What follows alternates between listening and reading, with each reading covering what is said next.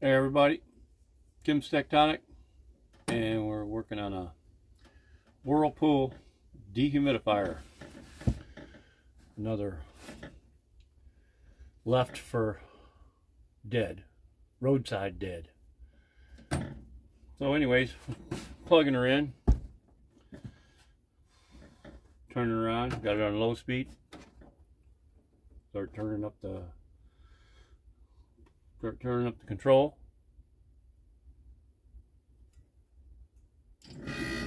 There she goes.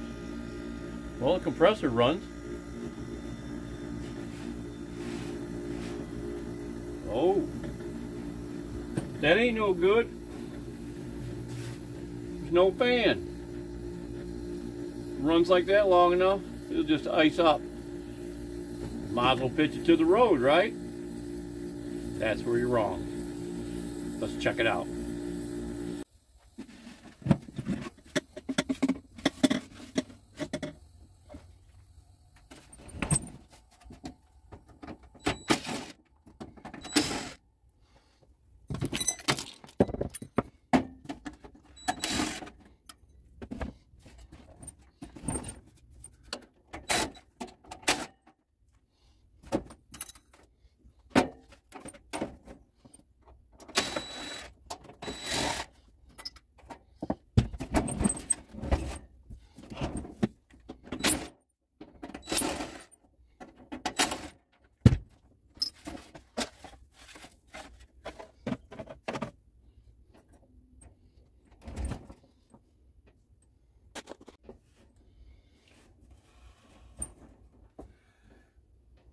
Here we have one of your coils, and just for your, this is the one that usually gets plugged up.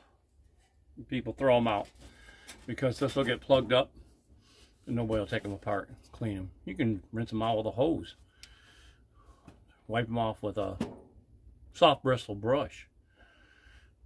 The underside is where you want to look too. As you can see, under there where it'll get dirty. So moving on, we still ain't got to the fan.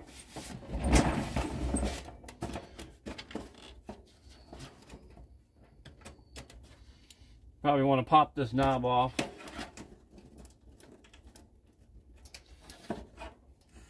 If possible, without breaking it, the knob.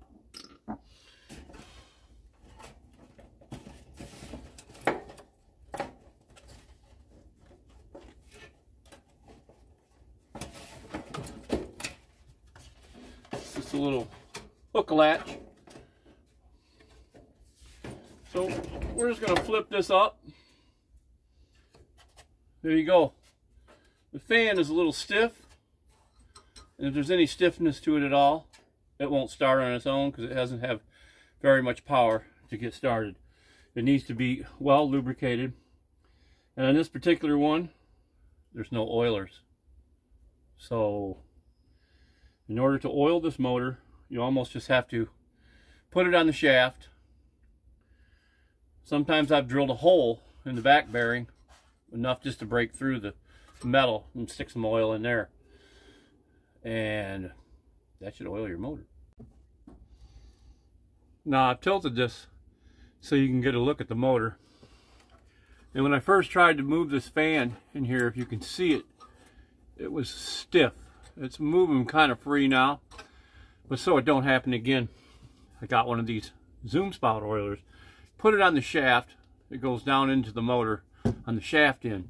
Now the back side, I'm not sure if it'll need it, but I might do it anyway. Drill a small hole. I don't know if you can see it very well, but at the very end of the motor there's a little protruding spot, which I will try to put a small drill into, enough on top so that you can add oil, and that's pretty much oiling both sides of the bearing of the motor. So with that being said, I'm going to go ahead and do that. Okay, now I turned the thermostat up, I plugged it in, turned the thermostat to continuous, and of course it don't want to start at all. But the reason for that is because I took the drip pan out, and the drip pan has a switch saying when it's full, and when it's full it kicks out the switch, so nothing will happen. So we're going to push the switch in manually with my finger down here below, which you can't see, but if you look around down there you'll see it. I'm going to go ahead and push it. And there she goes. Fan is running. You can feel the air blowing out now. So I got the on quite a tilt, so we're not going to run it too long like that. Should be level when it's running. I didn't drill the inside or the back side because most of the time when this hangs up or this motor hangs up, it's going to be the shaft end usually, because the other end's not exposed and it don't get as dirty as the back end. So we're going to snap her back together and make sure it works again. Put it all together, clean it up, and let's going to do that now.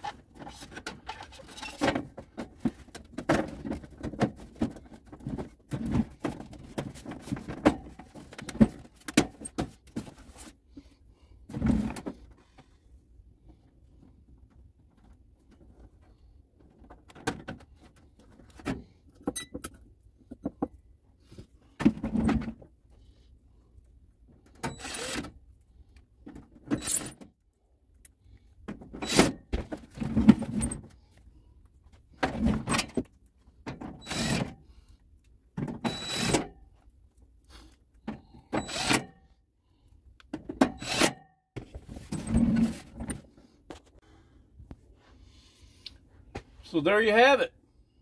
It's all cleaned up. Almost looks new, except for this cheap ass plastic that yellows after several years. I'm sure this was white when it was new. So we're gonna starts right up. Fan's blowing, it's on low speed. High speed, kicks in on high speed.